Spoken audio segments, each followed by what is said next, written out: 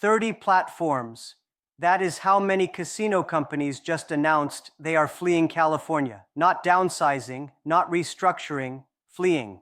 Turning off the servers and running for the exits like the building is on fire. And in a way, it is.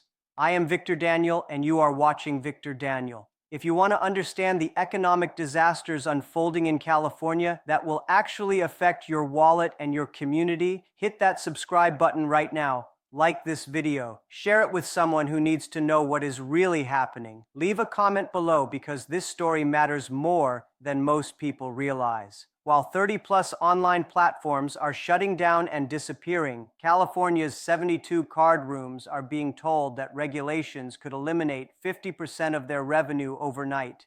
Industry leaders are using words like fatal and devastating and bankrupt. One city official said their entire city could cease to exist.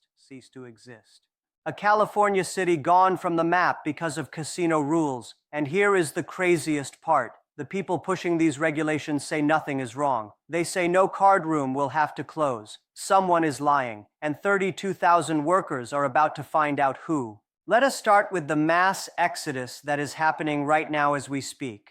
On October 11, 2025, Assembly Bill 831 was signed into law. It passed 79-0 in the Assembly and 36-0 in the Senate. Unanimous, complete agreement, which in California is roughly as rare as finding affordable housing or a gas station under $5 a gallon. The bill bans all sweepstakes casinos effective January 1st, 2026. Not regulates, not restricts, bans. Criminal penalties apply, misdemeanor charges. Fines up to $25,000 per violation, up to 1 year in jail. And it does not just target the casino operators themselves. It goes after vendors, payment processors, media affiliates. Anyone who knowingly helps these platforms operate faces criminal liability. Everyone is on the hook. The result is a stampede for the exits that would make Black Friday shoppers look calm and organized. Stake announced full platform shutdown December 30th. Chumba Casino and LuckyLand Slots, both owned by VGW, exit December 31st. Wow Vegas, same day. Pulsz fully out by December 15th. McLuck ends their sweeps coins December 29th. High Five Casino did not even wait around to see what would happen. They left September 5th. Pragmatic Play pulled all their content September 2nd. 30-plus platforms gone just like that, vanished faster than your paycheck on rent day. According to industry analysts, California represented approximately 20% of the entire United States sweepstakes casino market. One state, 1/5 of the whole country's market, and now it is gone. The Social Gaming Leadership Alliance claimed this would destroy a thriving $1 billion California industry. An economic study suggested regulation instead of prohibition could have generated $300 million in annual tax revenue and $1.2 billion in total economic benefit to the state. But that ship has sailed. Actually, that ship has sunk, hit the ocean floor, and been eaten by deep-sea creatures. The platforms are gone. The money is gone. The jobs are gone.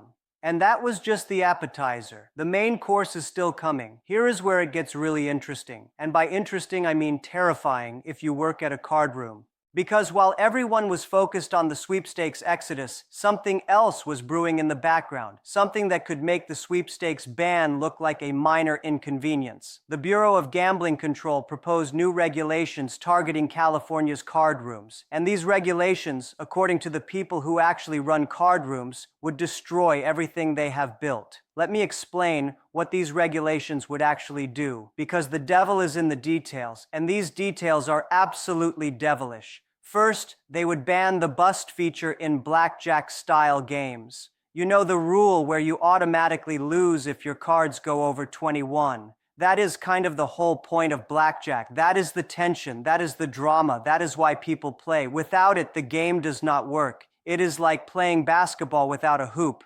Sure, you can run around and dribble, but everyone knows something important is missing. Second, they would prohibit target numbers of 21, so you cannot even aim for 21 anymore. The regulations would also remove the terms blackjack and 21 from game names entirely. So what do you call it then? Card arrangement challenge. Number proximity experience. Good luck marketing that to customers.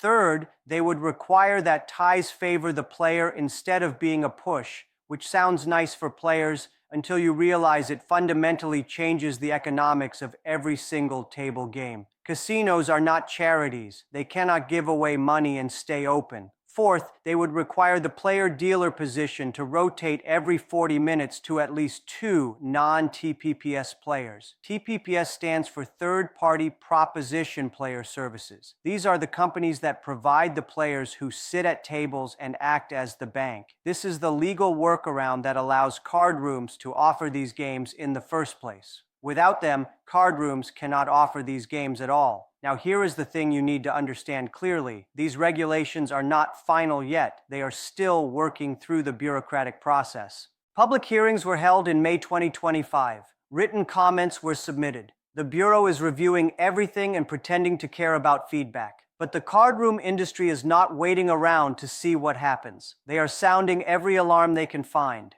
They are screaming from the rooftops, and based on the numbers, they might be right to panic. Drop a comment below and tell me what state you are watching from. Does your state have card rooms or sweepstakes casinos? What gaming issues are you dealing with where you live? I want to hear your stories because this is happening everywhere in different ways. Now let me tell you what the industry says will happen if these regulations go through. And trust me, they are not being subtle about it. Kyle Kirkland runs Club One Casino in Fresno. He is also president of the California Gaming Association. He has 250 employees depending on him, and he is not mincing words. He said if they cannot offer table games, that is 50% of their revenue gone overnight. He said if you take 50% out of your home budget, you are going to feel it and probably have to move. Then he said something that made headlines across the gaming industry. He said this proposal would be fatal for card rooms. Fatal. Not challenging, not difficult, not something they will adjust to. Fatal, dead, done, finished. Close the doors, turn off the lights, send everyone home forever.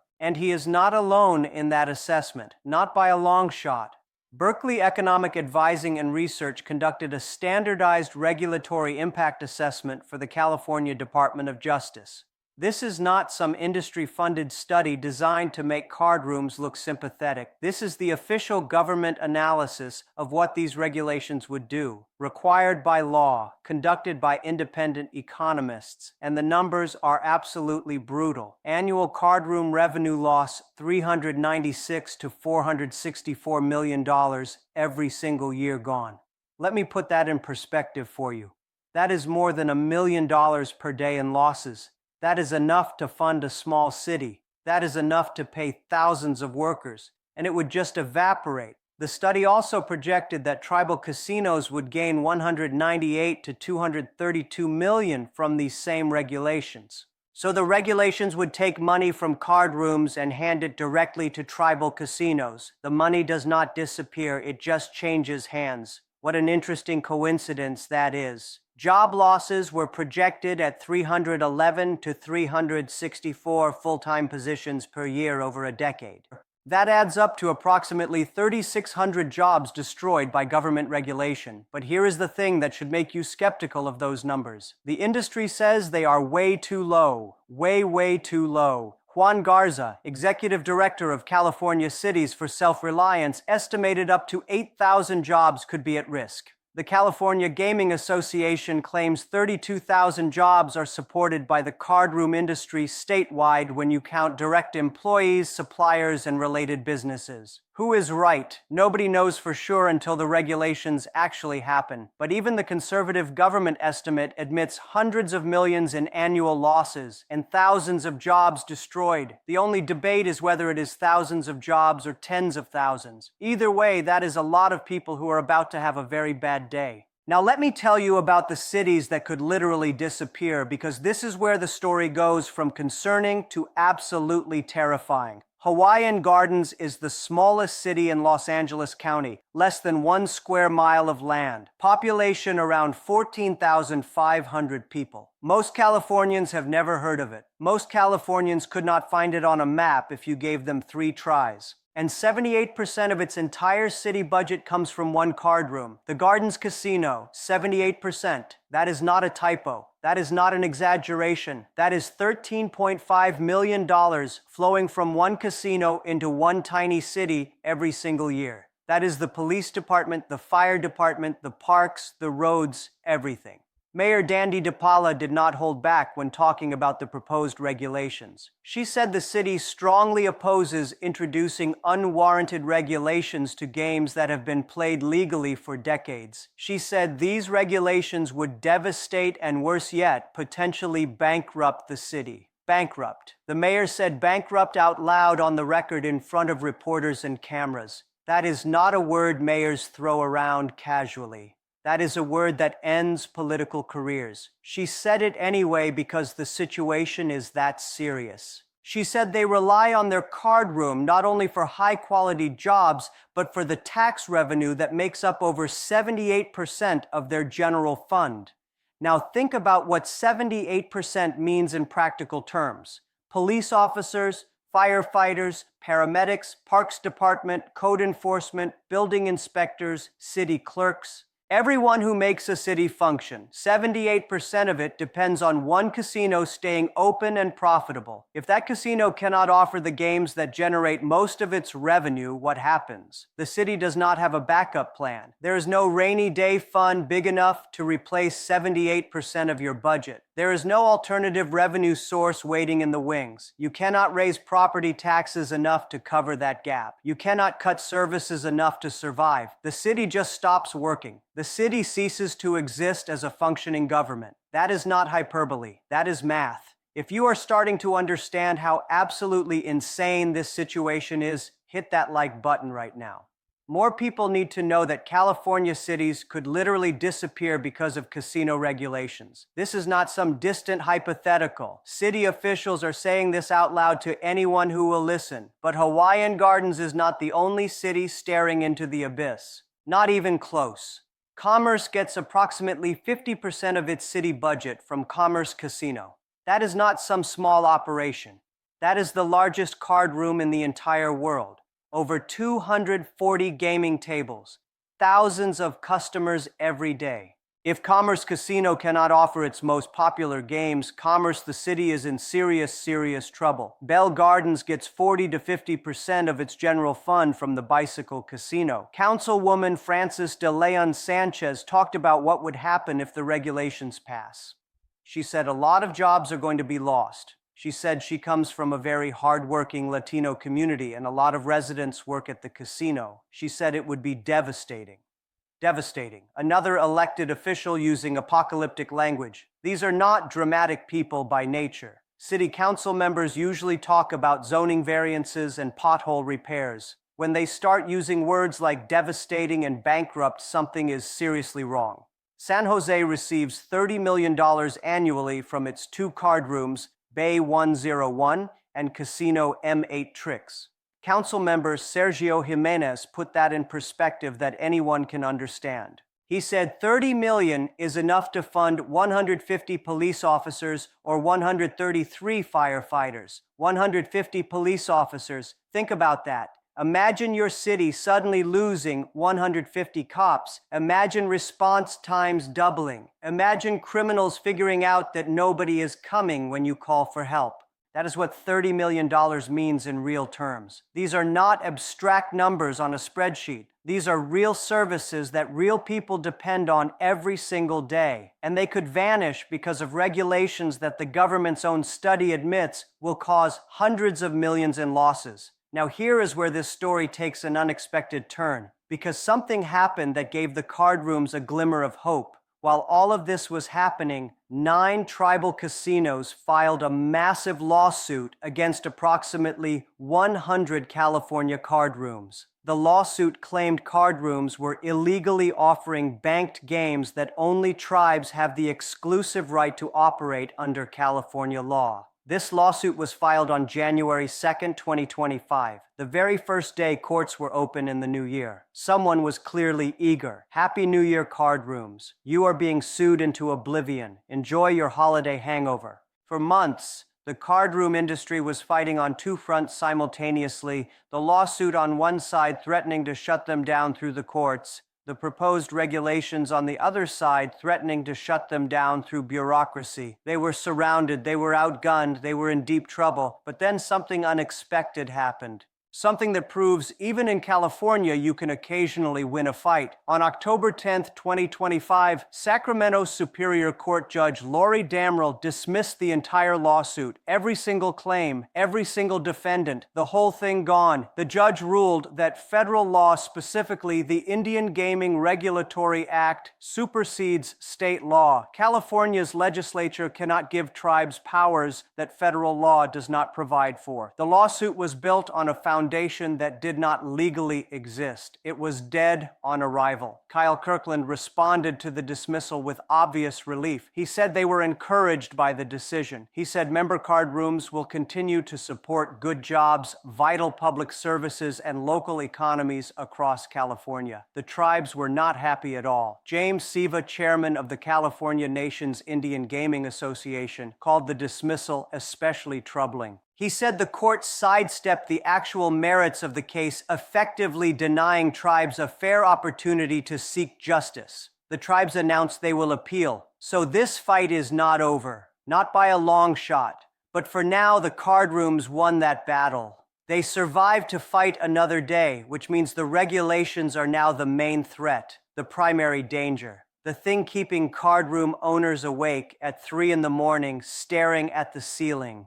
And those regulations are still coming. Subscribe right now if you want to keep following this story as it develops. This channel covers the economic wars happening across California that actually affect real communities and real jobs. Hit that bell so you do not miss what happens next, because something is definitely going to happen. Now let me tell you what the other side says, because there are two very different versions of reality floating around, and they cannot both be true. The tribal casinos have a completely different perspective on these regulations. They think the card rooms are being dramatic. They think the warnings are overblown. They think everything will be fine. James Siva, the same chairman who was upset about the lawsuit dismissal, commented on the proposed regulations. He said nothing in the proposed regulations would cause a California card room to shut down. He said these regulations merely clarify existing law that limits the types of gaming allowed in California. So you have card room owners saying the regulations would be fatal, dead, done, finished. And you have tribal casino representatives saying nobody will have to close. Everything is fine. Stop worrying. Both of those things cannot be true. Someone is wrong. Someone is either dramatically overstating the danger or dramatically understating it. There is no middle ground where regulations cause $464 million in annual losses, but nobody has to close. The government's own analysis conducted by Berkeley Economic Advising and Research Projects, revenue losses of up to $464 million annually if the regulations pass. The study projects job losses in the hundreds per year. The study acknowledges that 25% of card room customers would shift to tribal casinos. Those are not card room industry talking points. That is the official government assessment required by California law. So either the government's own study is completely wrong, or the claim that no card rooms will have to close is extremely optimistic. Somewhere in California right now, there is a card room dealer getting ready for her shift. She has worked at that casino for 15 years. She has a mortgage, kids in school, a spouse who counts on that paycheck. She thought she had found a career. Now she hears warnings about regulations that could be fatal. She does not know if she should start looking for another job or trust that everything will work out. 30 sweepstakes platforms are already gone. Card rooms are fighting for survival on multiple fronts. Cities are preparing for potential bankruptcy, and 32,000 workers are waiting to find out if they still have a future.